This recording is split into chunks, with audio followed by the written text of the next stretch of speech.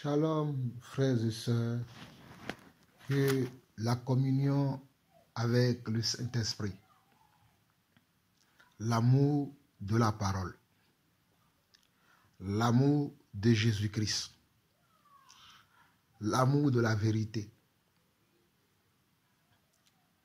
soit le partage de chacun d'entre nous. Que le Seigneur nous fortifie, que le Seigneur nous encourage,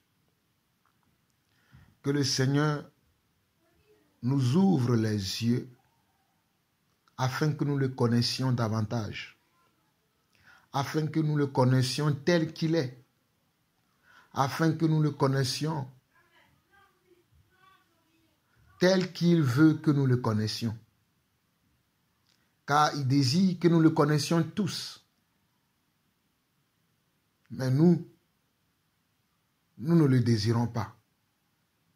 Ma prière aujourd'hui, c'est que chacun d'entre nous qui écoute ce message puisse connaître véritablement le Père des Lumières, puisse connaître véritablement l'étoile du matin, Jésus-Christ, le chemin, la vérité et la vie. Vous écoutez la voix de votre frère, le serviteur Jean-Paul Lawson. Que l'amour du Père, l'amour de la vérité, l'amour de la parole augmente dans nos vies, dans nos cœurs, dans nos foyers, dans nos communautés, dans nos rassemblements et surtout que la pratique de la parole de Dieu soit le partage de chacun d'entre nous. Avant de continuer, j'aimerais prier. Père éternel, Dieu d'amour, Dieu de bonté, Dieu de paix, Dieu de grâce, Dieu de victoire, Dieu de justice. Merci pour ton amour envers nous, tes enfants, envers nous, tes créatures. Merci. Merci pour tes grâces, tes bontés qui se renouvellent tous les jours dans nos vies. Merci pour tes hauts faits, merci pour tes bienfaits. Merci pour chaque chose que tu fais dans la vie de chacun d'entre nous. Merci parce que tu fais briller le soleil sur nos têtes. Tu fais lever la lune au-dessus de nos vies. Merci parce que c'est toi qui es le chef de toute autre chose sur cette terre. C'est toi qui diriges tout, c'est toi qui coordonnes tout. Tu es le maître des temps et des circonstances. Sans toi, nous ne pouvons rien. Éternel mon Dieu, je te bénis pour ce moment que tu permets. Merci parce que tu m'as renouvelé le souffle de vie. Merci parce que tu me donnes le mouvement et l'être. Merci parce que tu me donnes l'inspiration. Merci parce que tu me donnes la joie de vivre. Non pas la joie de vivre selon le monde, mais la joie de vivre dans tes voies, selon tes préceptes, selon tes commandements. Père, je ne suis pas encore l'homme idéal que tu veux, mais je prie encore, éternel mon Dieu, que tu puisses m'aider à ce que je devienne cet homme idéal, cet homme qui veut ressembler à Jésus-Christ, cet homme qui veut ressembler aux premiers apôtres, à ceux-là qui ont commencé ton œuvre avant nous. Éternel mon Dieu, que tout ce qui m'empêche d'être comme toi, que tout ce qui m'empêche de voir les choses comme toi, de parler comme toi, d'agir comme toi, puisse disparaître de ma vie, papa. Papa, s'il te plaît, délivre-moi de mes chaînes. Délivre-nous, tes enfants, nous, tes églises, des chaînes du monde, des chaînes de la réalité de ce monde. Oh, papa, que les réalités spirituelles puissent nous conduire, que les réalités spirituelles, les réalités qui viennent de toi, puissent nous diriger dans ce monde. Car le monde va en besogne. Mais nous, tes enfants, nous ne souhaitons pas, nous ne voudrions pas aller en besogne comme le monde. Oh Père, toi qui dis et la chose arrive, toi qui ordonnes et elles existent. Me voici devant toi, nous voici devant toi. Moi et tous mes frères que tu as appelés, moi et toutes mes sœurs, moi et toute l'Église pour laquelle tu as versé ton sang à la croix de Golgotha. Oh, moi et toutes mes frères et sœurs à travers le monde, nous venons à tes pieds aujourd'hui. Nous venons à tes pieds aujourd'hui encore, papa, pour demander, Seigneur Dieu, que tu puisses nous faire grandir, que ta grâce puisse nous conduire vers le chemin de la vérité, le chemin étroit, le chemin qui mène vers toi, pas le chemin large, mais le chemin étroit, papa. Éternel mon Dieu, béni sois-tu pour ce moment. Ouvre mes lèvres, ouvre mes pensées, ouvre mon corps, tout mon être en entier, afin que la parole qui sortira de ma bouche aujourd'hui puisse éclairer quelqu'un qui est dans les ténèbres, puisse ouvrir les yeux à quelqu'un. Oh papa, merci encore pour ce moment, merci pour ce privilège. Reçois la gloire, l'honneur et la puissance pour des siècles, au nom de Jésus-Christ. Amen. Éternel mon Dieu, merci. Alors, frères et sœurs, j'aimerais d'abord, avant de donner le message que j'ai à cœur aujourd'hui, j'ai un message très important à donner. Mais avant de donner le message, j'aimerais encourager peut-être un frère, peut-être une sœur, peut-être un papa, une maman, qui est en train de traverser des moments difficiles, qui est en train de traverser des moments douloureux, qui est en train de passer par des épreuves dans sa vie. Mon frère, ma soeur, papa et maman, les mains de notre Seigneur, notre Dieu n'est pas trop courte pour sauver, pour accompagner.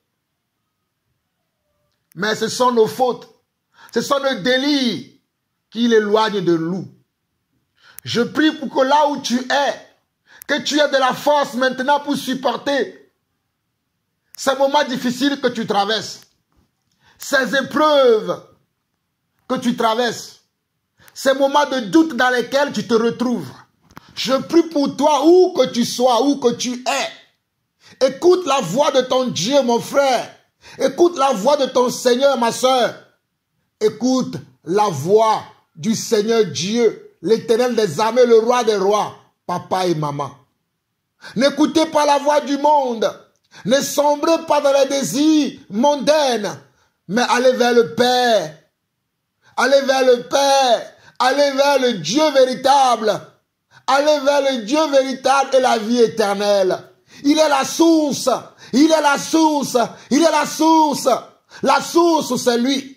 C'est de lui que viennent toutes choses. C'est de lui que vient la lumière. C'est de lui que vient la paix. C'est de lui que vient la joie. C'est de lui que vient la justice. C'est de lui que vient l'amour que tu recherches. C'est de lui que revient la solution que tu cherches. Oh mon frère, ma soeur, peut-être l'épreuve est si douloureuse pour toi. L'épreuve est insupportable pour toi. Mais je vais te dire que mon frère, que ma soeur, même sur la croix de Golgotha, c'était dur pour le Seigneur Jésus. C'était difficile pour lui. Mais il a dit, Seigneur, que ta volonté soit faite. Que ta volonté soit faite. Alors mon frère, ma soeur, dis aussi, dans la situation que tu traverses, dans le moment que tu passes, dans ces temps difficiles dans lesquels tu te retrouves. Oh, tu as assez prié. Tu as même gêné. Tu as même dit, Seigneur, depuis que je suis sur terre, je ne passe pas des moments difficiles. Je ne vois pas la fin de mes souffrances. Les enfants que tu m'as donnés, beaucoup d'entre eux sont malades, beaucoup d'entre eux sont morts. Même mon conjoint ou ma conjointe est décédée.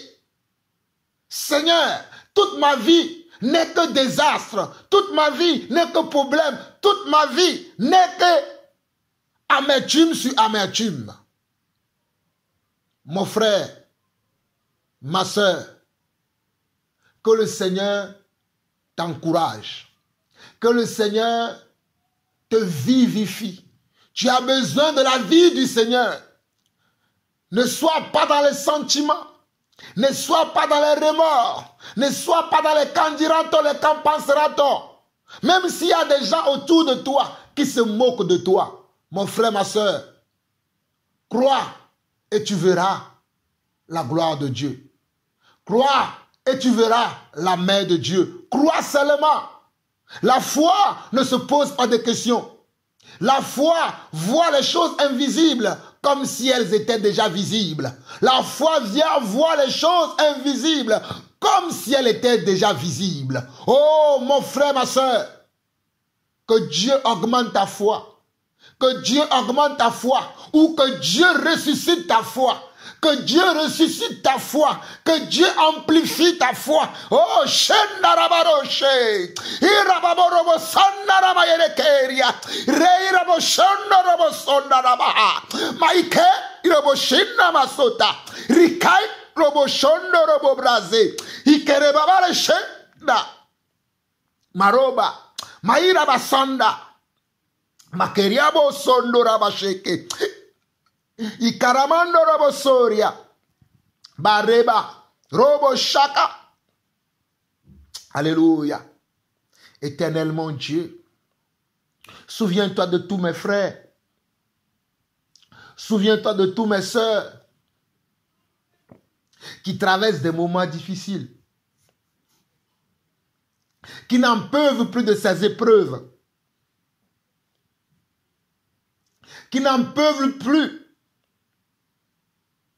de supporter tout le temps ces ignominies, ces hontes. Éternel mon Dieu, toi qui es le Dieu de la veuve et de l'orphelin, toi qui es le Dieu du pauvre, toi qui es le Dieu du rejeté, toi qui es le Dieu des abandonnés, Éternel mon Dieu, je t'en supplie. Je prie pour un abandonné, une abandonnée. Je prie pour une rejetée, un rejeté. Je prie pour quelqu'un qui est abattu. Oh, Rabosa. Yeria bere kenda ramasete araharia. Ikarabo sondo robobro zindereberia. Maira kabashondo roboka. Rasende rebeira bashende. Robro sinna ramakabahaya. Irabashende rabosanda rabakaria. Éternel mon Dieu, agis dans la vie de tous mes frères et sœurs. Agis dans ton église. Soutiens la foi de quelqu'un. Relève quelqu'un. Relève quelqu'un. Relève quelqu'un. Montre la voie droite. Montre le chemin de la vie à quelqu'un. Augmente, ressuscite la foi de ce jeune homme, de cette dame, de ce frère, de cette soeur, de cette maman, de ce papa. Oh, Shaikarababa. Resende yarasheya. Irababanda ramahamo sandaramaka. Rekeirabo shende rebebroza. Erebaira se ikabaha. Maikobo shima mama. Irabasanda rabakenda mahaya bakoria. Robo shinda ramakanda ramasabra. Mairabo shanda rabakenda ramabraka. Ibrai se nerehe iraha. Rosanda ramakarabasheria. Alléluia, alléluia, alléluia. Ainsi soit-il. Au nom de Jésus-Christ. Amen, amen et amen.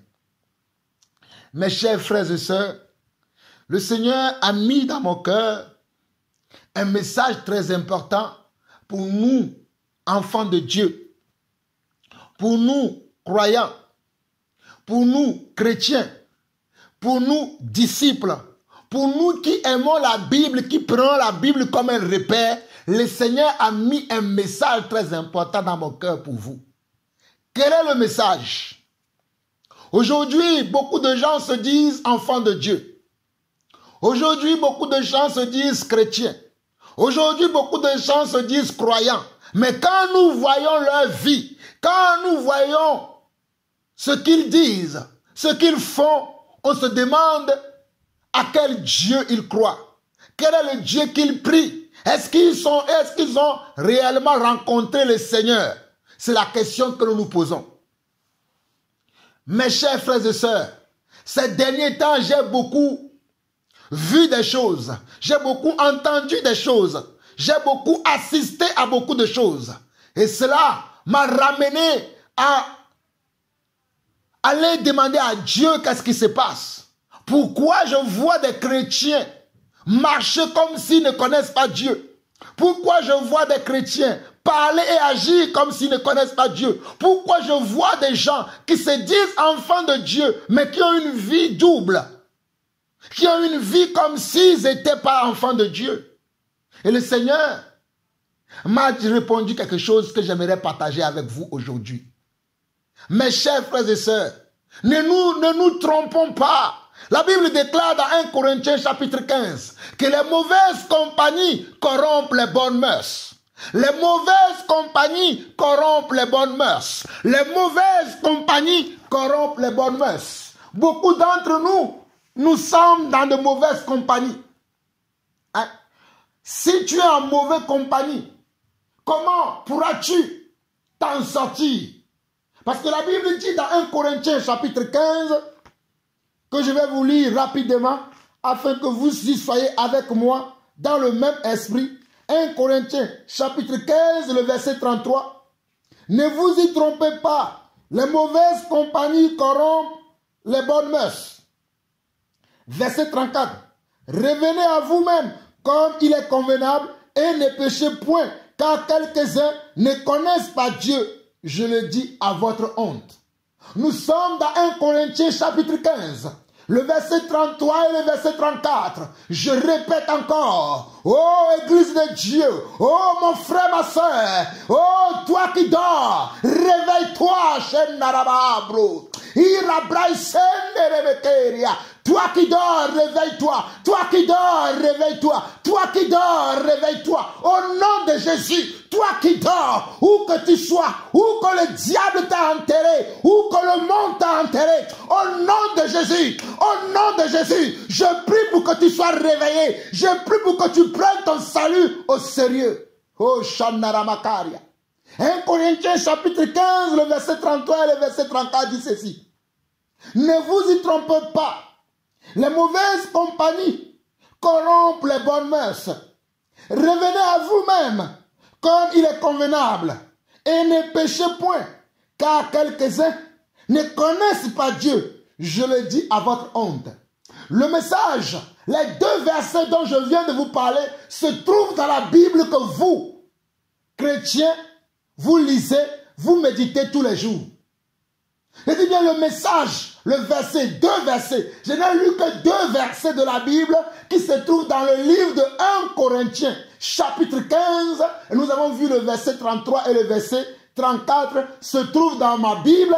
Il se trouve aussi dans votre Bible. Mais regardez le message, le contenu du message. Oh mon frère, ma soeur, ouvre grandement tes oreilles pour m'écouter. Toi, où que tu sois, ouvre grandement tes oreilles. Ouvre grandement tes oreilles et écoute la voix de l'Esprit. Écoute la voix de l'Esprit. Écoute la voix de l'Esprit.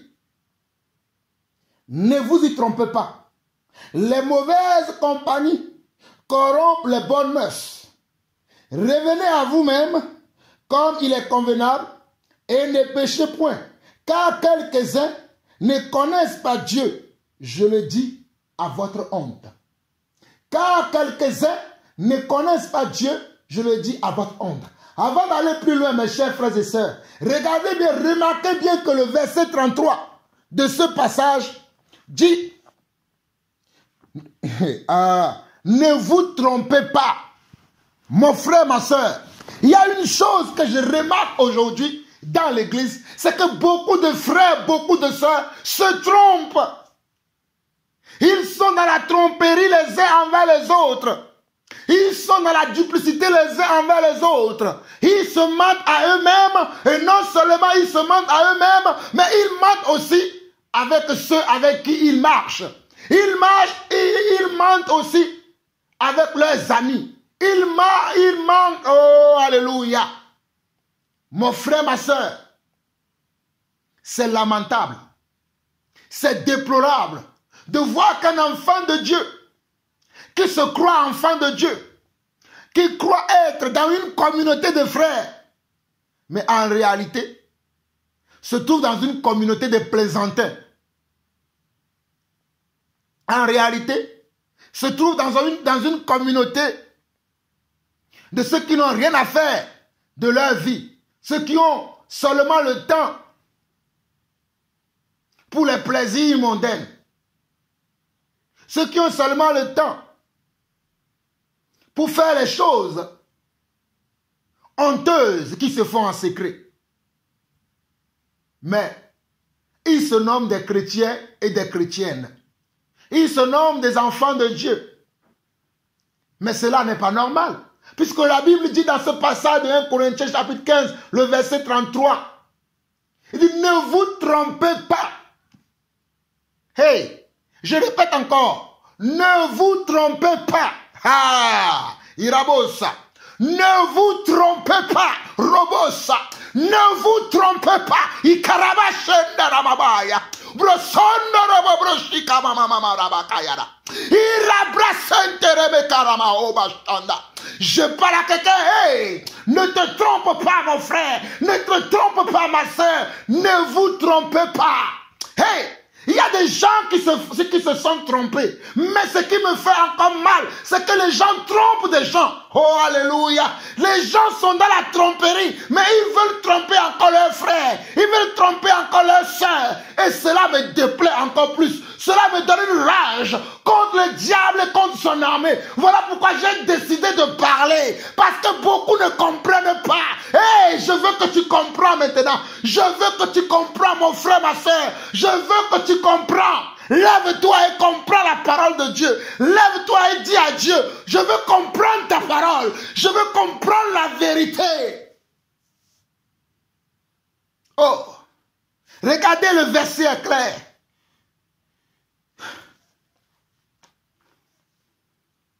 Ne vous trompez pas. Nous sommes dans 1 Corinthiens chapitre 15, le verset 33.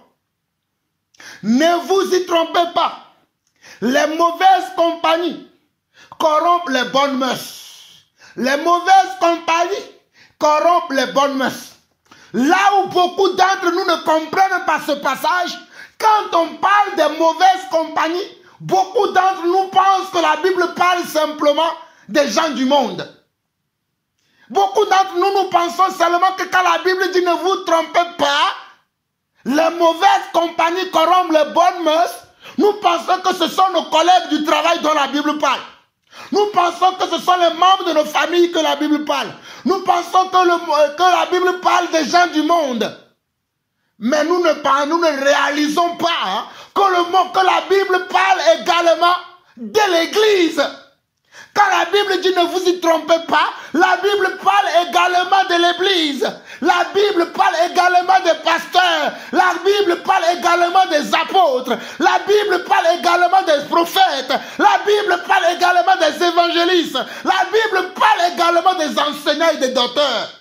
Mais beaucoup d'entre nous, nous tournons nos regards que sur le monde, que sur les athées, les incroyants, les inconvertis. Mais nous ne tournons pas nos regards dans l'église pour voir ce qui se fait dans l'église, pour voir quelles sont les pratiques qui sont au milieu de nous dans l'église, pour voir quelles sont les pratiques qui sont au milieu des assemblées. Mais quand la Bible dit ne vous trompez pas, les mauvaises compagnies corrompent les bonnes mœurs, nous pensons directement au monde. Nous pensons directement à nos voisins et voisines inconvertis. Nous pensons directement à ceux qui ont une vie de péché, d'adultère, une vie, on va dire une vie qui ne glorifie pas le Seigneur. Ceux qu'on voit directement à l'œil nu, nous pensons qu'à eux. Mais nous ne pensons pas que la Bible parle également de l'Église. Parce que dans l'église aujourd'hui, c'est dans l'église qu'il y a de mauvaises compagnies. C'est dans l'église qu'il y a comment? Les trompeurs, les voleurs, les ravisseurs, les adultères, les menteurs, les ravisseurs. Les gens qui ont une vie double, c'est maintenant dans l'église. Dans le monde, on en voit peu. Mais l'église est remplie aujourd'hui de menteurs. L'église est remplie aujourd'hui de voleurs. L'église est remplie aujourd'hui de séducteurs. L'église est remplie aujourd'hui de gens qui ont une mauvaise vie. l'église. Je dis bien l'église. L'église est remplie aujourd'hui de faux pasteurs, de faux conducteurs. Je vais penser que les gens qui prient dans l'église catholique, ils vont croire qu'ils sont aussi des enfants de Dieu sauvés. Mais les gens qui vont à l'église catholique, dans une église dans laquelle on prie Marie, dans une église dans laquelle on prie les statuettes, les gens vont croire qu'ils sont dans la vérité. Les gens vont croire qu'ils prient Dieu. Et quand tu vas même essayer de parler avec eux, ils vont te dire que non, nous ne prions pas Marie, mais nous le vénérons. Que nous vénérons Marie. Hein? Pour ne citer que ces exemples-là pour les catholiques. Tu vas aller chez les protestants. Les protestants vont te dire que nous protestons. Nous sommes sortis du catholicisme maintenant parce que nous avons compris la vérité. Maintenant, ils protestent comment? C'est eux maintenant, ils ont une apparence de piété. Ils ont une apparence de vérité. Mais en réalité, ils vivent encore dans le mensonge. Ils vivent encore comment dans la duplicité. Mais en apparence, ils ont des pratiques que vous allez voir, vous allez dire que bon, ils sont justes. Ils sont vrais. Ils sont purs. Mais en réalité, il faut encore des choses en cachette. Il y a tellement beaucoup d'exemples. Si je veux parler de toutes ces assemblées, de toutes ces religions qui existent aujourd'hui dans le monde, il y en a beaucoup, beaucoup d'exemples. Mais je ne veux pas perdre mon temps là-dessus. Je vais m'attaquer maintenant à des individus qui se croient chrétiens, qui se croient enfants de Dieu, qui se croient même serviteurs et servantes de Dieu. Mais la plupart qui sont dans ces assemblées, la plupart qui prient dans ces lieux, la plupart qui sont dans ces lieux, je vais m'attarder sur eux. Voilà pourquoi nous allons lire le verset 34 qui dit ceci. Revenez à vous-même comme il est convenable. Revenez à vous-même comme il est convenable et ne péchez point. Car quelques-uns ne connaissent pas Dieu. Je le dis à votre honte. Le message là était adressé aux Corinthiens. Et dans l'église des Corinthiens, c'était des enfants de Dieu qui étaient là-bas. Mais l'apôtre Paul a fait une remarque. Et la même remarque, moi aussi, Jean-Paul Lawson, apôtre de Jésus-Christ, je fais la même remarque aujourd'hui au milieu de nous, au milieu des chrétiens, au milieu des soi-disant enfants de Dieu. Moi aussi, je fais la même remarque. Et cela me révolte de voir que les gens se disent chrétiens, mais ils ne le sont pas. Les gens croient qu'ils connaissent Dieu, mais ils ne connaissent pas Dieu et Dieu ne les connaît pas. Avant d'aller plus loin, lisons 1 Corinthiens chapitre 1, le verset 1 à 2. Rapidement. 1 Corinthiens chapitre 1, verset 1 à 2.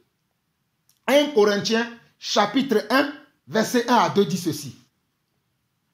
Paul, appelé à être apôtre de Jésus-Christ, par la volonté de Dieu et les frères Sosthène. À l'église de Dieu qui est à Corinthe, à ceux qui ont été sanctifiés en Jésus-Christ, saints par vocation, et à tous ceux qui invoquent en quelque lieu que ce soit le nom de notre Seigneur Jésus-Christ, le Seigneur et le nôtre. Que la grâce et la paix vous soient données de la part de Dieu notre Père et du Seigneur Jésus-Christ. Ça, c'est le verset 3. Mais remarquez bien le verset 2. Remarquez bien la salutation de l'apôtre Paul à l'église de Corinthe. Il dit ceci au verset 2. À l'église de Dieu qui est à Corinthe, à ceux qui ont été sanctifiés. Regardez bien. À ceux qui ont été sanctifiés. À ceux qui ont été sanctifiés. Ça veut dire que l'apôtre Paul ne s'adresse pas à des païens, mais il s'adresse bien évidemment à des convertis. et à des enfants de Dieu sauvés. Il continue. Saint par vocation et à tous ceux qui invoquent en quelque lieu que ce soit le nom de notre Seigneur Jésus-Christ, leur Seigneur et le nôtre. L'apôtre Paul dit dans ce verset que ce passage, ce livre-là, n'est pas seulement destiné aux Corinthiens, mais à quelque lieu que ce soit. C'est-à-dire dans un endroit où on parle de Dieu, où on invoque Dieu, cette lettre, cette épître de Corinthiens concerne aussi ces endroits. Est-ce que nous comprenons déjà la même chose? Est-ce que nous comprenons déjà la même chose, mon frère, ma soeur? Peu importe là où tu es aujourd'hui, regarde ce que Paul nous écrit dans 1 Corinthiens chapitre 1, le verset 1 au verset 2.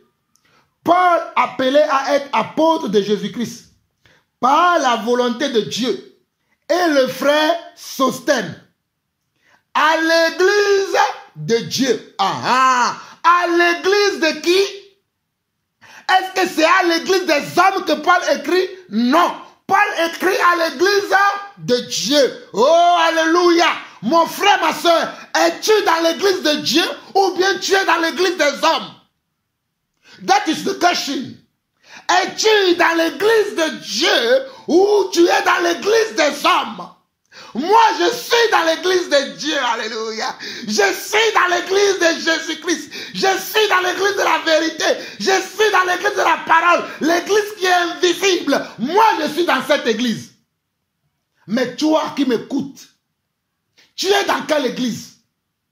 Généralement, les gens, quand tu vas leur dire, je suis chrétien, je suis enfant de Dieu, ils vont te demander, tu pries où? Ils n'ont pas encore compris que l'église n'a rien à voir avec les lieux de prière qui sont sur la terre aujourd'hui. Ce sont des ignorants qui vont te demander, tu pries où? Tu dis, ben, je suis chrétien. La première question qu'ils te posent, tu pries où? Ils ne te demandent pas, tu pries quel Dieu? Tu es en communion avec quel Dieu? Mais ils te demandent, tu pries où? Tu pries où? Ton église est située où? Même la semaine qui vient de passer, j'ai eu des nouvelles personnes qui m'ont appelé. La première des choses que ces personnes me demandent, ton église est située où? Tu pries où?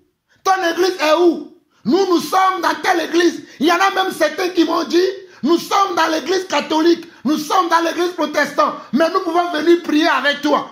Ces gens n'ont rien compris. Ils ont pensé que j'ai une affaire d'église. Oh! Je ne comprends pas. Ils ont cru que moi j'ai une affaire d'église. Yeah. Vous ne connaissez pas le Dieu que vous priez. Vous pensez que c'est une affaire d'église. Regardez ce que Paul dit dans 1 Corinthiens chapitre 1, les versets 1 à 2. Paul appelé à être apôtre de Jésus-Christ par la volonté de Dieu et le frère Sosthène à l'église de Dieu qui est à Corinthe. Regardez, à l'église de Dieu qui est à comment? À Corinthe. Ça veut dire qu'à Corinthe, il y avait plusieurs églises. Mais parmi ces églises-là, il y avait les églises qui étaient de Dieu. Voilà la révélation. À Corinthe, il y avait plusieurs églises. Mais parmi ces plusieurs églises, il y avait une seule. Il y avait une seule. Il y avait une seule qui était l'église de Dieu. Est-ce que vous comprenez la même chose? Dans ces plusieurs églises qui existaient à Corinthe, il y avait une seule. Il y en avait une seule qui était l'église de Dieu. Je continue le verset 2. À l'église de Dieu qui est à Corinthe, à ceux qui ont été sanctifiés en Jésus-Christ, à ceux qui ont été sanctifiés en Jésus-Christ, à ceux qui ont été sanctifiés en Jésus-Christ. Dans l'église de Dieu, on a reçu la sanctification par Jésus-Christ. On n'a pas reçu la sanctification par un homme. On n'a pas reçu la sanctification par un visionnaire. On n'a pas reçu la sanctification par quelqu'un qui a reçu une vision. Comme je vois beaucoup d'hommes de Dieu dire, c'est moi le visionnaire. C'est moi le visionnaire. Les gens doivent me suivre. Non. Mais, on nous dit ici, à l'église de Dieu qui est à Corinthe, à ceux qui ont été sanctifiés en Jésus-Christ. Donc c'est Jésus-Christ qui les a sanctifiés, qui les a lavés, qui les a purifiés afin qu'ils deviennent l'église de Dieu à Corinthe. Ces personnes-là, qui sont les membres de l'église de Dieu à Corinthe, ont reçu cette qualité, cette qualification d'être appelés église de Dieu à Corinthe parce qu'ils ont cru à la parole de Jésus-Christ et ils ont été lavés, sanctifiés, purifiés, glorifiés par la mort et la résurrection de Jésus-Christ. Voilà pourquoi ils sont appelés église de Dieu à Corinthe. Ce n'est pas parce qu'ils suivent un homme que beaucoup de gens suivent sur la terre aujourd'hui. Certains suivent le pape. Moi, je ne suis pas le pape. Je suis la Bible. Écoutez-moi très bien. Vous écoutez la voix de Jean-Paul Lawson, le serviteur de Dieu fidèle. Moi, je ne suis pas un pape. Je ne suis pas non plus un prêtre, ni un curé, mais je suis la parole de Dieu. Je répète encore, je ne suis pas un prêtre, ni un curé. Je ne suis même pas Marie. Mais je suis la parole de Dieu. Je suis la vérité. Je me conforme à la parole de Dieu. Je me conforme à la parole de Dieu. Je continue. Le verset 2 toujours. À l'église de Dieu qui est à Corinthe, à ceux qui ont été sanctifiés en Jésus-Christ, saints par vocation, et à tous ceux qui invoquent en quelque lieu que ce soit, à tous ceux qui invoquent en quelque lieu que ce soit le nom de notre Seigneur Jésus-Christ, le Seigneur et le nôtre. Donc l'apôtre Paul estimait que même dans plusieurs autres endroits, il y avait d'autres personnes qui invoquaient également le nom du Seigneur Jésus, étant le Seigneur et aussi la nôtre. Est-ce que vous comprenez ça? L'apôtre Paul, la lettre aux Corinthiens ou l'épître aux Corinthiens, non seulement était destiné aux Corinthiens, mais il était destiné aussi à ceux ou à celles qui sont en quelque lieu que ce soit sur la planète Terre, mais qui ont pour Dieu, le Dieu dont Paul parle au verset 2, dans sa première phrase.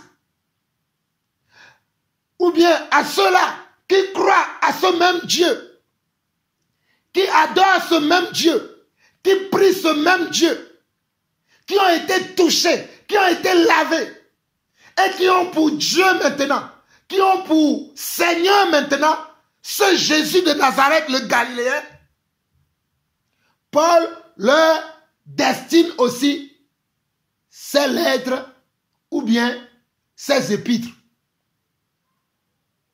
Et l'épître aux Corinthiens non seulement était destiné aux Corinthiens, mais il est destiné à toute personne. Je dis bien à toute personne qui invoque le nom de Dieu quelque part. Voilà pourquoi je voudrais m'adresser même aux catholiques, même aux musulmans, même à toute personne. Peut-être les musulmans, je vais les mettre de côté. Mais je préfère dire les catholiques, les mormons, les méthodistes, les baptistes, les adventistes, les pentecôtistes, les témoins de Jéhovah, l'église du 7e jour, les Deeper Life et toute autre église, ce message-là, je vous le destine. Pour vous, vous invoquez Dieu, non? Vous priez Dieu. Cette lettre, cette épître de Corinthiens vous est aussi destinée. J'aimerais vous interpeller, chacun d'entre vous, même vous les dirigeants de ces églises, à s'asseoir et reméditer cette épître. Vous allez voir que vous ne connaissez pas Dieu. Je répète encore, j'aimerais vous interpeller à ce que vous vous asseyez et que vous prenez ce livre ou bien ces épîtres de Corinthiens, vous le scrutez à la lettre. Vous scrutez du 1er chapitre jusqu'au 16e chapitre, rien que de 1 Corinthiens, du livre du 1er épître aux Corinthiens, vous allez voir que vous passez à côté. Mais revenons maintenant au chapitre 15 et les versets 33 et 34 et écoutez ce que j'ai à vous dire. Verset 33-34 de 1 Corinthiens chapitre 15 dit ceci. Ne vous y trompez pas. Les mauvaises compagnies corrompent les bonnes mœurs. Je m'adresse à tous ceux-là qui croient être en bonne compagnie dans une religion, dans une communauté quelconque, qui porte un nom église. Je ne m'adresse pas simplement à ceux-là qui sont dans le monde, mais je m'adresse spécialement à ceux-là qui sont dans une église quelque part. Ils prient, ils jeûnent, ils font toute activité religieuse et ils croient qu'ils sont connus de Dieu. Hey, prenez quelques instants, asseyez-vous. Écoutez-moi très attentivement. Prenez quelques instants, asseyez-vous et reméditez la Bible et suivez ce qui est écrit ici. Vous allez vous rendre compte que vous êtes en mauvaise compagnie. Qu'on vous a berné. On vous a trompé depuis des siècles. Et des siècles, on vous a trompé. Hey! Que Dieu ouvre les yeux à quelqu'un. Que Dieu ouvre les yeux à quelqu'un. Que Dieu ouvre les yeux à quelqu'un. 1 Corinthiens 15, verset 33 à 34. Ne vous y trompez pas. Les mauvaises compagnies corrompent les bonnes mœurs. Revenez à vous-même comme il est convenable et ne péchez point. Vous regardez bien. Verset 34. Revenez à vous-même comme il est convenable. Revenez à vous-même comme il est convenable. Cela veut dire que soyez conscients. Ne soyez pas dans l'inconscience. Ne restez pas dans la tromperie. Ne restez pas dans la supercherie. Ne restons pas dans la supercherie. Ne restons pas dans la tromperie. Il est temps que nous ouvrons nos yeux. Il est temps que nous sortons de toute forme de tromperie. La tromperie a assez duré. Mais aujourd'hui, Dieu par ma bouche désire ouvrir les yeux à quelqu'un. Dieu par ma bouche désire amener quelqu'un à comprendre et à connaître la vérité. Dieu par ma bouche veut révéler la vérité à quelqu'un. Où que tu sois, réfléchis. Où que tu sois, où que tu es, réfléchis mon frère, réfléchis ma soeur, réfléchis papa, maman. Regardez bien. Ne vous y trompez pas. 1 Corinthiens chapitre 15, verset 33. Ne vous y trompez pas. Les mauvaises compagnies corrompent les bonnes mœurs. Verset 34. Revenez à vous-même comme il est convenable et ne péchez point, car quelques-uns ne connaissent pas Dieu. Je le dis à votre honte. Regardez bien le verset 34. Revenez à vous-même. Revenez à vous-même. Moi aussi, je vous dis aujourd'hui, revenons à nous-mêmes. Revenons à nous-mêmes. Revenons à nous-mêmes. Chrétien, reviens à toi-même. Enfant de Dieu, reviens à toi-même. Oh, pasteur, apôtre, évangéliste, prophète, enseignant ou docteur, reviens à toi-même. Revenez à vous-même, comme il est convenable, et remarquez, et il dit, et ne péchez point.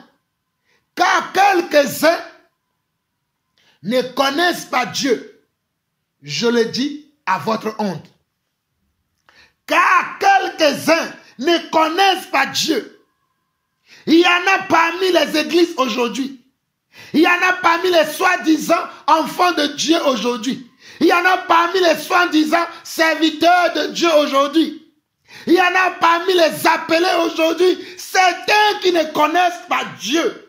Ce sont les Écritures qui témoignent de la vérité, car les Écritures témoignent de Jésus. Les Écritures parlent de Jésus. Et les Écritures nous disent ici qu'il y en a qui ne connaissent pas Dieu. N'allez pas dire que c'est moi, Jean-Paul Lawson, qui a dit ça, car la Bible existait bel et bien avant que je ne sois né, avant que je ne sois conçu dans le sein maternel. La Bible existait avant moi. Donc ce n'est pas moi qui a écrit ces paroles. Je l'ai découvert, ces paroles. Je les ai appris, ces paroles. J'ai fait un avec ces paroles. Et je vous interpelle, vous mes frères et sœurs, vous mes frères et sœurs, à travers le monde entier, je vous interpelle, ne vous trompez pas. Que personne ne vous trompe. Que personne ne vous séduise. Que personne ne vous prêche autre chose. Il y a une seule église qui est l'église de Dieu. Il y a une seule église qui est l'église de Dieu. C'est celle que Dieu lui-même, il bâtit. C'est l'église que Dieu lui-même bâtit. Mais l'église que les hommes ont bâtie n'a rien à voir avec Dieu. Voilà pourquoi les églises de Dieu ont toujours porté le nom l'église de Dieu qui est à Corinthe, l'église de Dieu qui est à Rome, l'église de Dieu qui est en France, l'église de Dieu qui est au Togo, l'église de Dieu qui est au Congo, l'église de Dieu qui est au Canada, l'église de Dieu qui est aux États-Unis, l'église de Dieu qui est en Australie, etc., etc., etc. Mais malheureusement, il y a aujourd'hui aussi les églises des hommes. Et beaucoup de ces églises des hommes sont dans les traditions humaines, sont dans les coutumes humaines, sont dans les pratiques humaines qui n'ont rien à voir avec la vérité, qui n'ont rien à voir avec ce que les apôtres ont enseigné, ce que Jésus a enseigné. C'est là où beaucoup d'entre nous ont été trompés, ont été abusés. Et jusqu'aujourd'hui, beaucoup évoluent dans cette tromperie. Beaucoup évoluent dans ces mensonges. Et quand la vérité arrive, ils n'arrivent pas à faire la part des choses. Ils considèrent toujours qu'ils sont dans de bonnes mains. Ils considèrent toujours qu'ils sont connus de Dieu, alors qu'ils ne sont pas connus de Dieu. Oh Rabada. Hey, Shandarama Oba Sandarama Cabra. Ikanderebe Iraba Shondorobo Brazaya. Ye Rabrosindarama Borabai. Ikarababa Shondarama Sandarama. Rakanderebe Sere. Tu n'es pas connu de Dieu, mon frère. Tu n'es pas connu de Dieu, ma soeur. Tu es invisible pour Dieu. Car tu n'es pas dans la bonne église. Tu n'es pas dans la bonne position. Tu es en dehors de l'église. Tu n'es pas dans l'église. Tu es en dehors de l'église. Mais rentre dans l'église par ta foi. Rentre dans l'église par ta vie. C'est ceux qui ont une vie sanctifiée.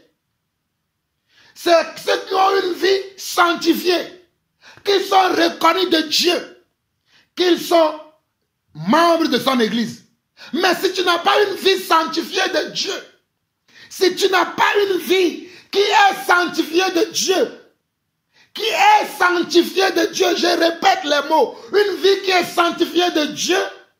Mais on t'a juste versé de l'eau sur la tête. On t'a peut-être même plongé dans l'eau immergée. Tu es sorti. Mais tu es toujours dans la même vie. Dans le mensonge. Dans les querelles. Dans les animosités. Dans les rivalités. Dans la jalousie. Tu vas à l'église le dimanche. Tu es même chantre dans l'église. Tu es même dans la chorale. Tu joues un instrument dans l'église. Tu vas même en évangélisation dans les rues. Tu fais un service chrétien. Et par ton service chrétien, tu crois que tu es sauvé. Mon frère, il est préférable que tu t'assoies un peu. Que tu te poses des réelles questions. Ma soeur, je t'en supplie. Il est préférable que tu t'assoies un peu. Que tu te poses vraiment des questions. Sur tes pratiques. Les pratiques là que je fais. Est-ce que c'est ça que Dieu demande? Je t'en supplie où que tu sois. Pose-toi cette question. Ne te trompe pas par les traditions dans lesquelles tu es. Et tous les dimanches, tous les samedis, tu te lèves. Tu dis, je vais à l'église. Et tu vas dans quelle église? Tu vas t'asseoir avec les menteurs. Tu vas t'asseoir avec les ivrognes. Tu vas t'asseoir avec les adultères. Tu vas t'asseoir avec les idolâtres. Le pire, le comble. Tu vas t'asseoir avec les idolâtres. Et toute la journée, ou bien pendant 2 heures ou 3 heures, où le culte ou la messe va durer, vous allez idolâtrer les statuettes, les hommes. Et après quelques instants, tu sors de là. Tu dis, oui, je sors de l'église, j'ai prié Dieu. Hey! Mon frère, lève-toi. Lève-toi. Ma soeur, je relis ce verset pour toi. 1 Corinthiens chapitre 15, le verset 33 et le verset 34. Ne vous y trompez pas. Les mauvaises compagnies corrompent les bonnes mœurs. Revenez à vous-même, comme il est convenable, et ne péchez point. Voilà ce qui est écrit dans la Bible. Voilà ce que Dieu dit. Il dit, revenez à vous-même, comme il est convenable, et ne péchez point, car quelques-uns ne connaissent pas Dieu. Je le dis à votre honte. Moi aussi, je le dis aujourd'hui, beaucoup d'entre nous, enfants de Dieu, nous ne connaissons pas Dieu. Nous connaissons notre église, nous connaissons peut-être notre pasteur, notre conducteur, notre curé, notre prêtre, notre prophète, notre apôtre, notre évangéliste, notre enseignant ou docteur, mais nous ne connaissons pas Dieu. Mon frère, le temps n'est pas de connaître que celui qui dit qu'il connaît Dieu. Le temps dont je parle aujourd'hui, c'est que toi-même, tu dois avoir une expérience avec ton Dieu. Tu dois connaître ton Dieu. Tu dois avoir une confirmation dans ton cœur, selon les Écritures saintes, que Dieu te connaît.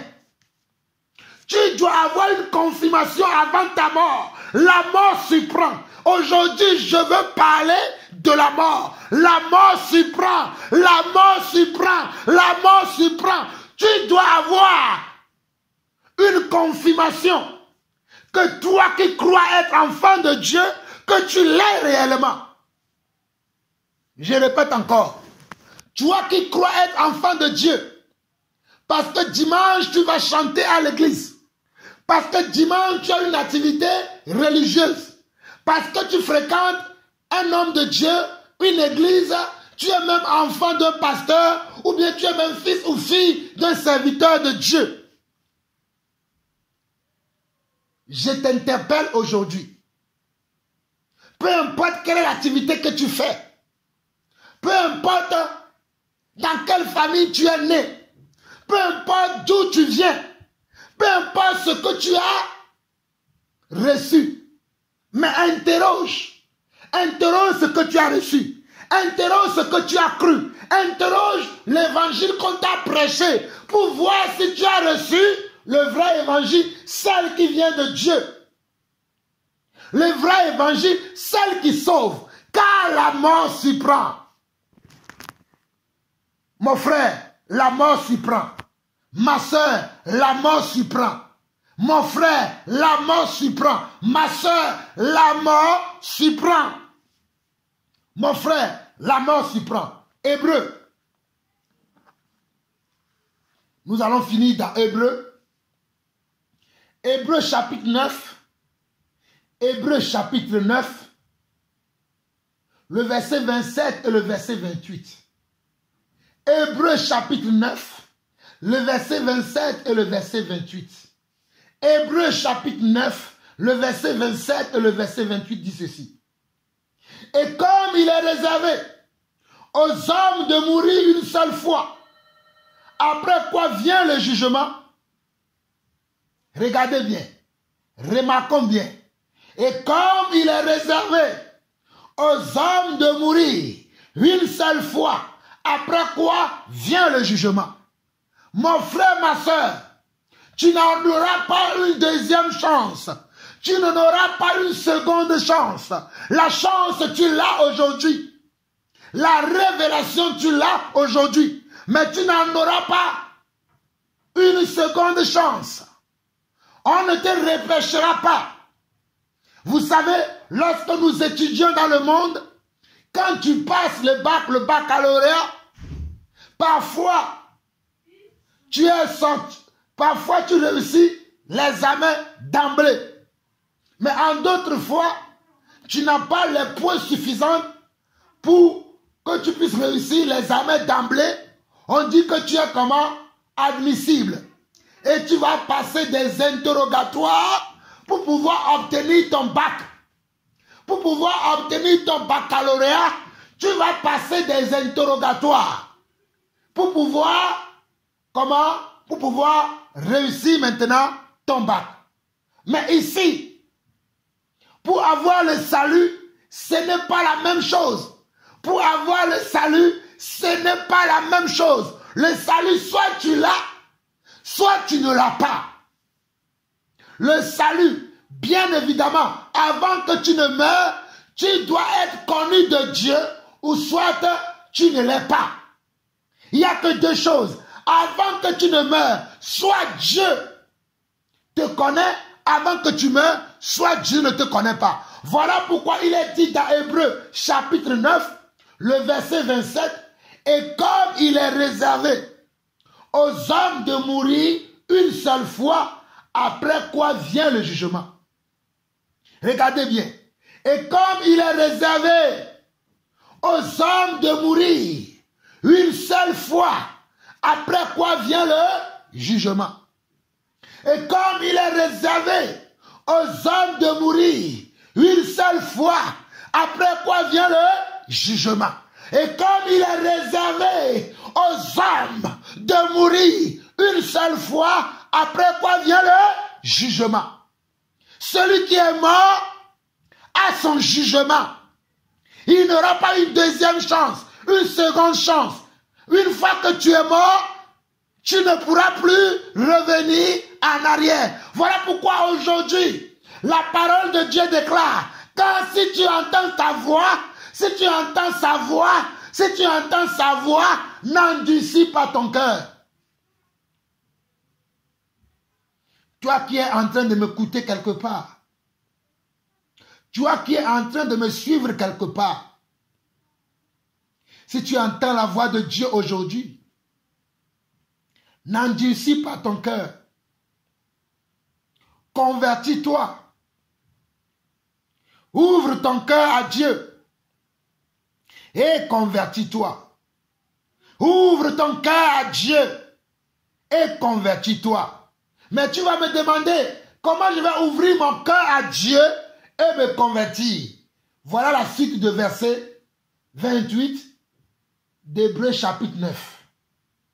Je vais répéter à partir du verset 27 pour que tu comprennes le verset 28 qui dit ceci.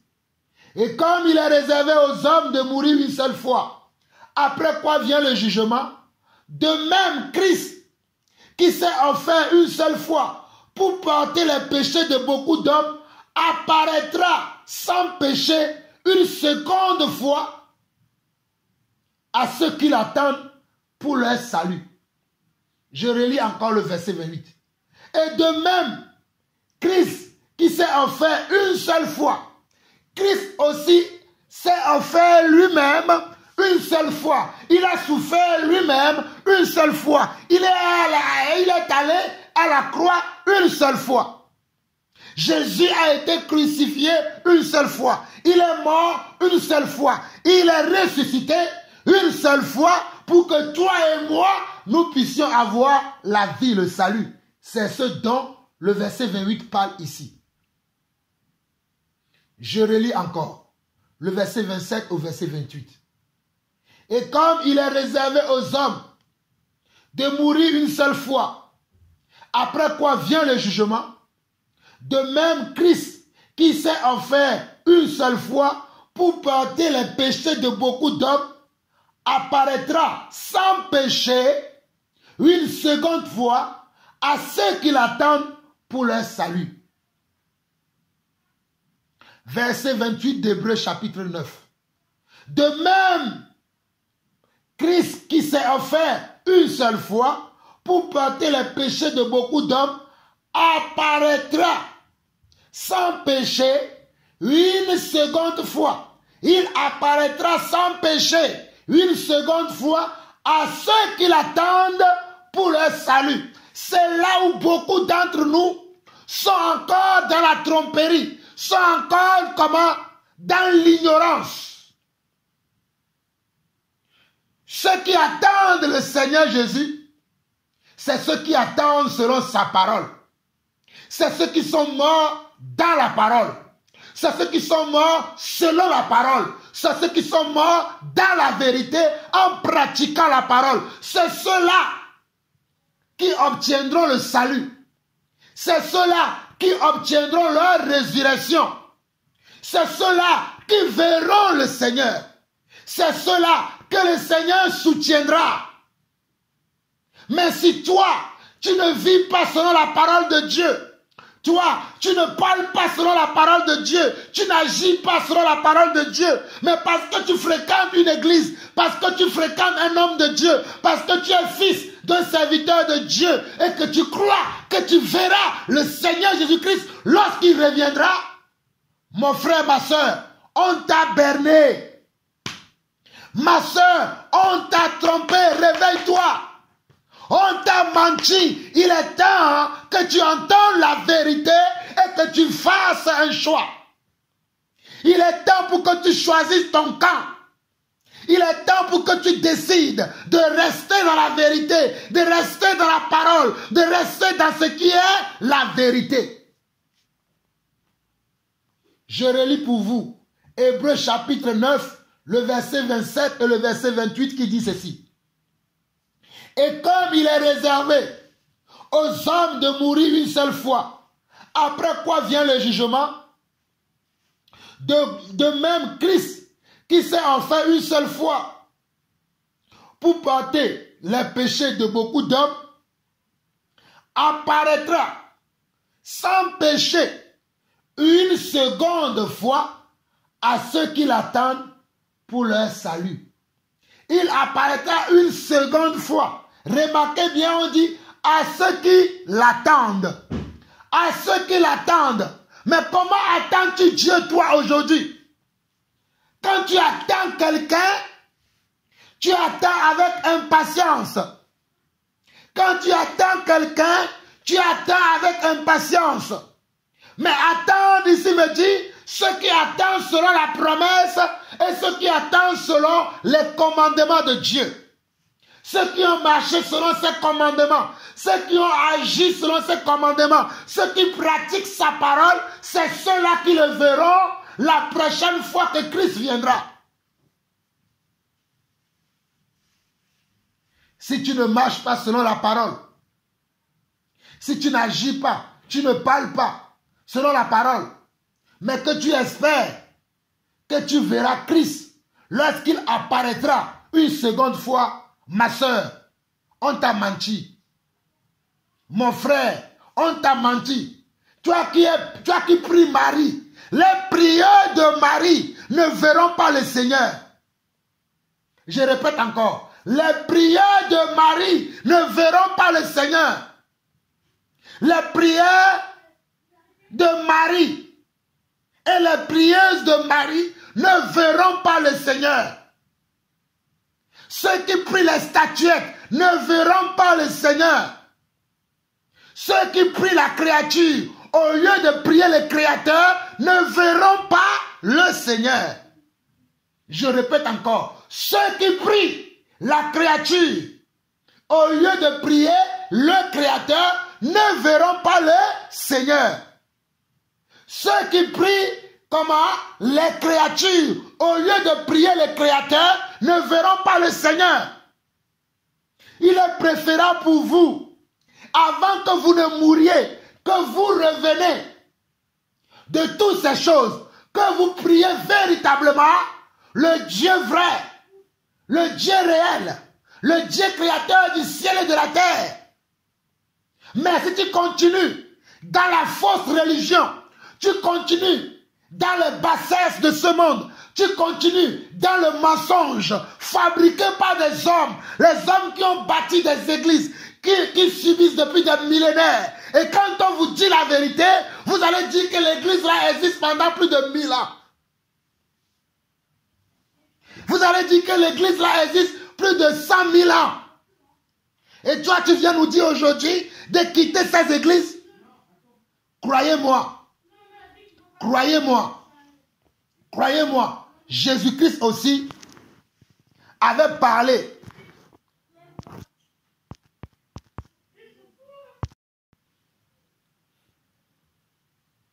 On vous a menti, on vous a trompé.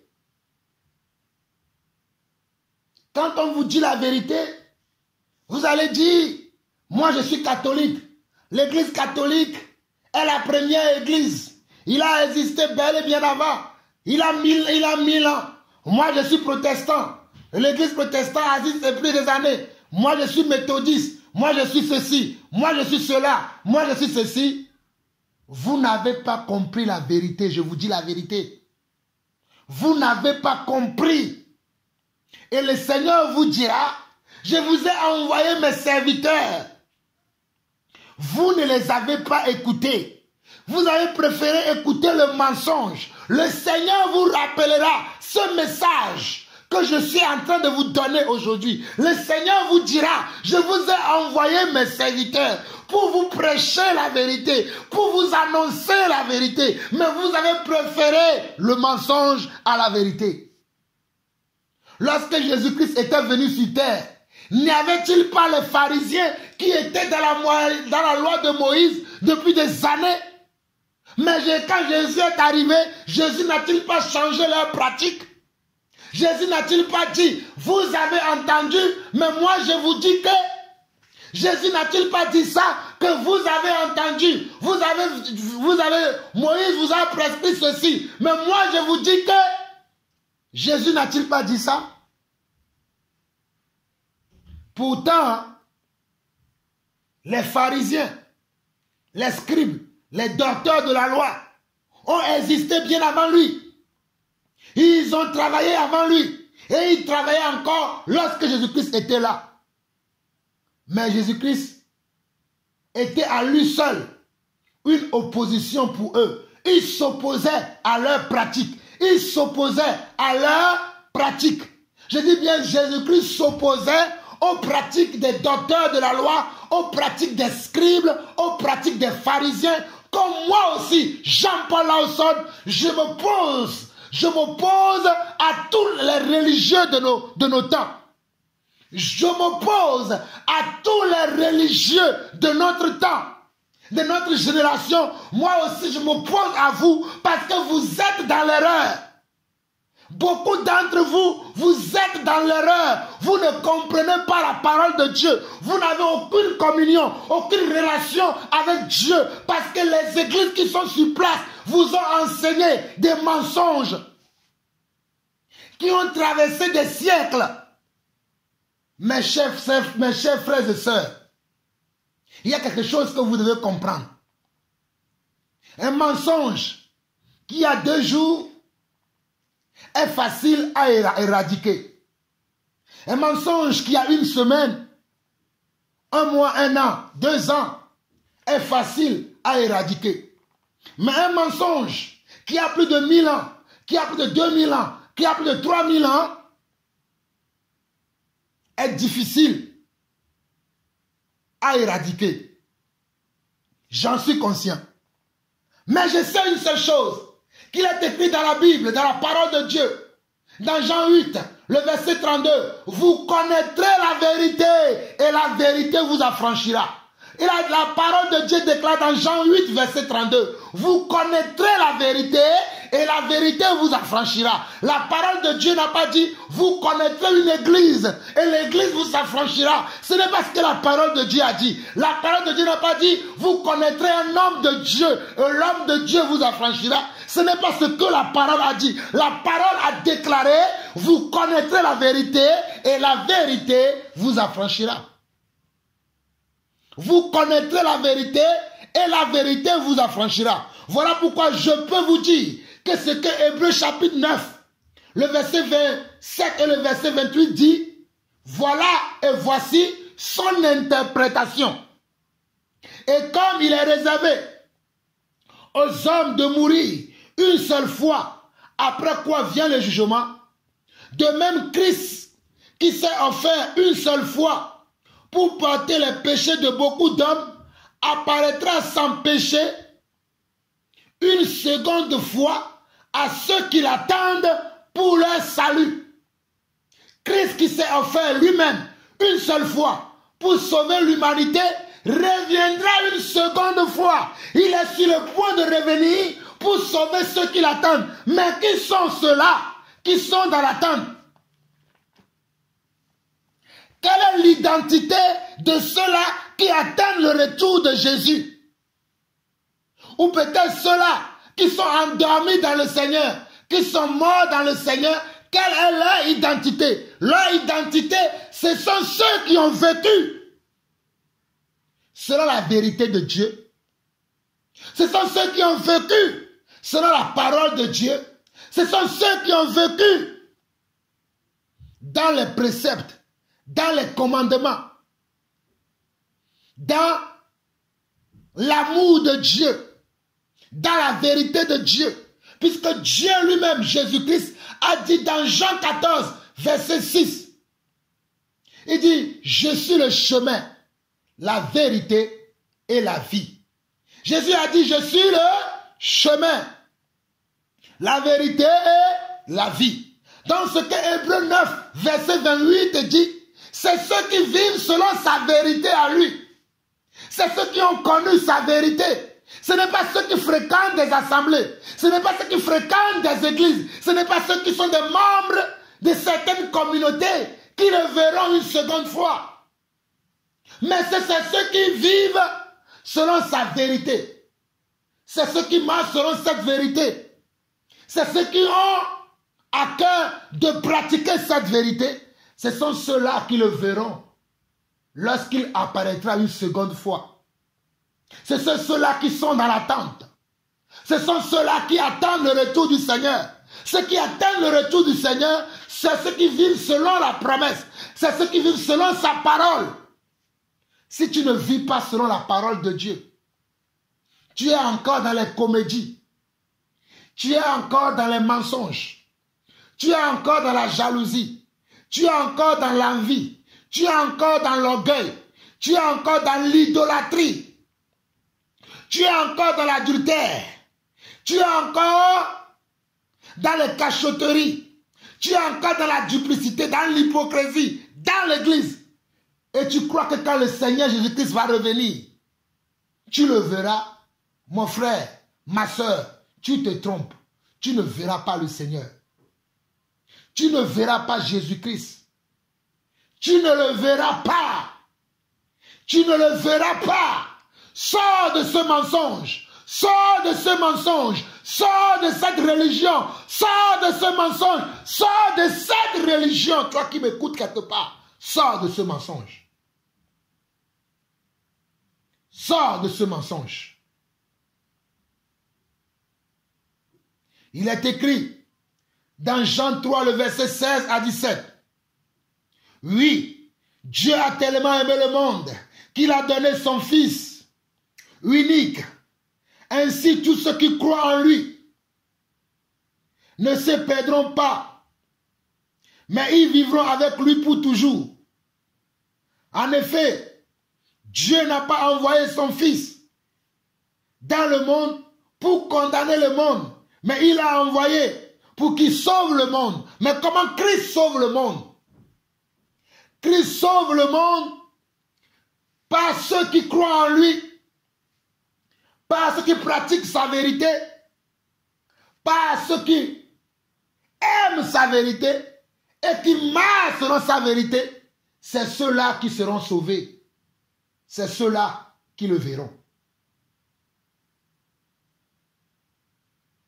C'est ceux-là qui le verront. C'est ceux-là qui le verront.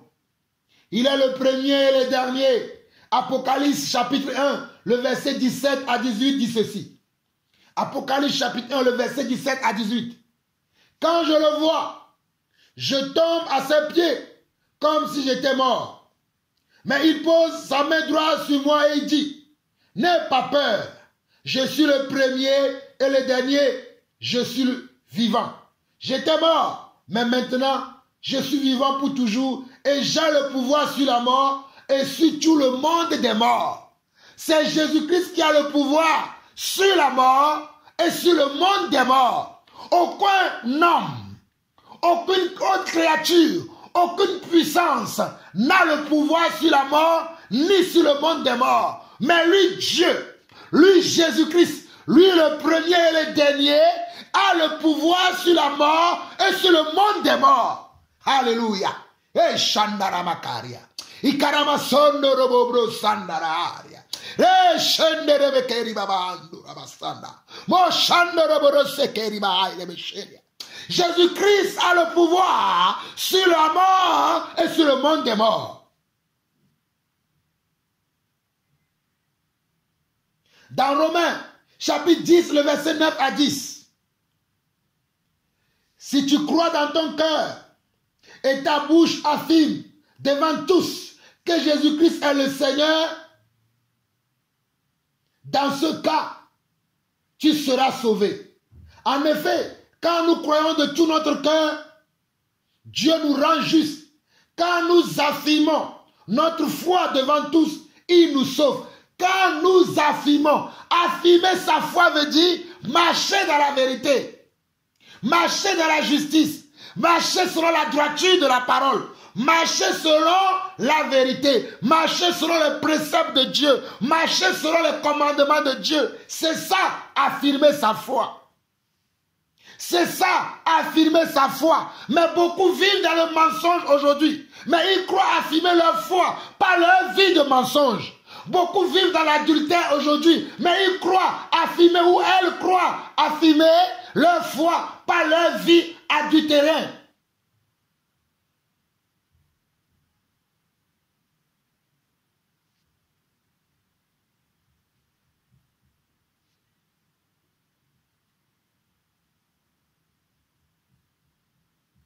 Jean 11, le verset 25 dit,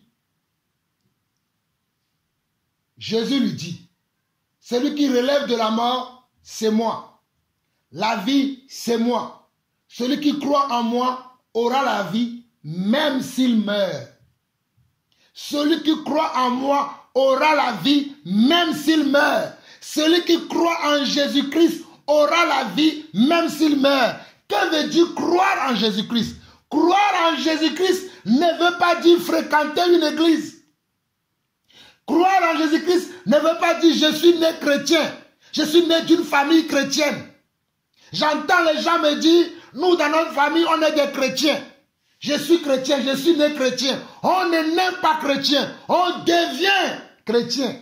On devient enfant de Dieu. On n'est même pas enfant de Dieu. Enfant de Dieu, on le devient. Voilà pourquoi il est dit ici, dans Jean,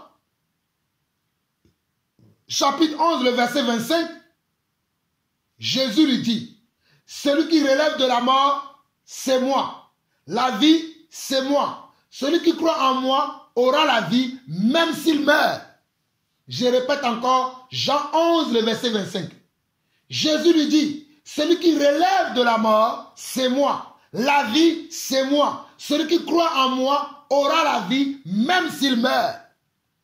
Les gens ne comprennent pas ces mots. Les gens ne comprennent pas ces phrases. Ils croient que lorsqu'ils fréquentent une église, lorsqu'ils sont nés dans une famille soi-disant chrétienne, dans une famille religieuse, ils croient qu'ils seront sauvés. Mais si tu n'as pas une rencontre personnelle avec le Christ, si tu n'as pas été en communion personnelle avec le Christ, si Christ n'a pas posé sa main sur toi, si Christ n'a pas posé un signe sur ton front que tu es devenu son enfant, tu ne le verras pas lorsqu'il reviendra. Mon frère, ma soeur, ne te trompe pas. Voilà pourquoi il est dit dans Jean, chapitre 1, le verset 10 à 12. À tous ceux qui l'ont reçu, à tous ceux qui croient en son nom, je répète encore, à tous ceux qui l'ont reçu, à tous ceux qui croient en son nom, il leur a donné le pouvoir de devenir enfants de Dieu. Il leur a donné le pouvoir de devenir. On ne naît pas enfant de Dieu, on le devient. Toi qui as reçu cette mentalité fausse, cette idéologie qui est fausse, qui te dit que lorsque tu es né d'une famille religieuse, une famille chrétienne, que tu seras sauvé, je te dis que on t'a menti. Tu peux être né dans une famille chrétienne, soi-disant religieuse, mais si toi-même, tu n'as pas reconnu comme ton Seigneur et ton Sauveur, Jésus-Christ de Nazareth, le Nazaréen, tu n'auras pas la vie. Tu ne verras pas la vie. Tu n'auras pas le salut. Tu auras le salut seulement si tu l'as reconnu comme ton Seigneur et ton Sauveur, et que si tu as vécu selon sa parole, si tu as vécu selon ses promesses, si tu as vécu selon sa vérité à lui, pas selon la vérité des religions qui se sont éloignées de Dieu, qui se sont éloignées de la parole de Dieu, mais qui ont changé la parole de Dieu avec leurs pratiques, avec leurs traditions. Dans beaucoup de milieux chrétiens, dans beaucoup de religions aujourd'hui, la parole de Dieu a été remplacée par des traditions humaines. Je répète encore, dans beaucoup de traditions, beaucoup de religions aujourd'hui, la parole de Dieu a été changée par des traditions humaines. Dieu ne vit pas dans les traditions humaines. Dieu n'a que fait des traditions humaines. Dieu lui-même, il a dit que vous avez annulé la parole de Dieu au profit de votre tradition. Et dans beaucoup d'églises aujourd'hui, la parole de Dieu a été annulée au profit des traditions humaines. Voilà pourquoi toi qui crois que tu es chrétien parce que tu es né dans une famille chrétienne, tu es perdu. Voilà, toi qui pries Marie, toi qui pries les saints, toi qui pries les statuettes, toi qui es un idolâtre, tu crois que tu seras sauvé, tu crois que tu es en relation avec Dieu, tu te trompes. Dieu ne te connaît pas. Dieu ne te connaît pas. Dieu se reconnaît au travers de sa parole. Dieu se trouve dans sa parole. Si tu pries les statuettes, tu pries les Marie, les Saint Joseph, les Saint Matthieu de l'Ouganda, les Saint Pierre, les Saints ceci, les Saints cela, alors que les saints, c'est tous ceux qui ont été sanctifiés. Tous ceux qui ont reçu le Seigneur sont devenus maintenant des saints. Mais nous croyons, il y a des gens encore qui croient aujourd'hui que les saints, c'est ceux qui ont vécu avant nous. Mais les saints, c'est tous ceux qui croient au Seigneur Jésus, c'est ceux-là qu'on appelle des saints. Parce que lorsqu'on croit au Seigneur Jésus, comme on l'a vu dans 1 Corinthiens chapitre 1, le verset 2, nous recevons la sanctification par la foi en Christ. Par notre foi en Christ, nous recevons la sanctification et nous sommes sanctifiés par notre foi en lui, par notre croyance en lui. Il nous sanctifie, il nous lave de tout péché et nous rentrons dans la famille des saints. Et il nous faudra maintenant marcher selon sa parole, marcher selon sa vérité, marcher selon ses commandements, marcher selon ses promesses, marcher selon sa parole pour le voir lorsqu'il apparaîtra une seconde fois. pour voir Jésus, lorsque Jésus apparaîtra une seconde fois, que tu sois décédé ou que tu sois vivant, il faut que tu sois reconnu de Dieu. Il faut que tu reçoives l'approbation de lui, que tu es son véritable enfant, parce que tu l'as reconnu comme ton Seigneur et ton Sauveur, et que tu as vécu selon sa parole, tu as vécu selon sa vérité, tu as vécu dans la vérité. Mais si tu as vécu en dehors de la vérité, tu as vécu dans le mensonge, dans l'hypocrisie, tu as vécu dans la haine, tu as vécu sans amour, toi, la parole de Dieu ne t'intéresse pas, tu étais dans la frivolité, tu étais dans les médisances, tu étais dans tout ce qui était le désordre, le chaos qui réside aujourd'hui dans l'église et que tu attends que lorsque Christ reviendra, tu partiras avec lui. Tu es plus misérable que le dernier misérable sur cette terre. Mon frère, ma soeur, je répète encore, tu es plus misérable que le dernier misérable sur cette terre. Voilà pourquoi je veux t'interpeller aujourd'hui. Selon Hébreux, chapitre 9, le verset 27, il est réservé à l'homme de mourir une seule fois, d'après quoi vient le jugement. Mon frère, que vas-tu faire avant que la mort ne te surprenne? Ma soeur, que vas-tu décider? Que vas-tu faire avant que la mort ne te surprenne? La mort ne prévient pas. La mort peut nous surprendre à tout moment. La mort peut nous attaquer à tout moment. La mort peut arriver à tout moment. Mais pendant que tu vis, quel est le choix que tu as fait de la destination finale que tu auras? Mon frère, ma soeur, quel est le choix que tu as fait de ta destination finale? Où iras-tu après ta mort? Parce qu'après ta mort, tu ne pourras plus prendre aucune décision. Tu ne pourras plus faire aucun choix. Mais pendant que tu vis encore aujourd'hui, je t'interpelle par ce message. Je t'interpelle, toi qui es serviteur de Dieu, toi qui es servant de Dieu, toi qui fréquentes une église, une assemblée. Toi qui dis que tu es né dans une famille chrétienne.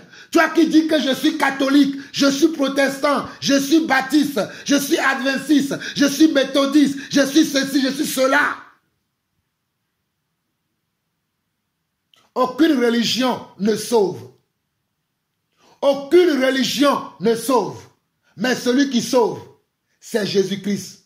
Celui qui délivre, c'est Jésus-Christ. Celui qui guérit, c'est Jésus-Christ. Celui qui donne le salut, c'est Jésus-Christ. Celui par qui on peut obtenir le salut éternel, la vie éternelle, c'est Jésus-Christ.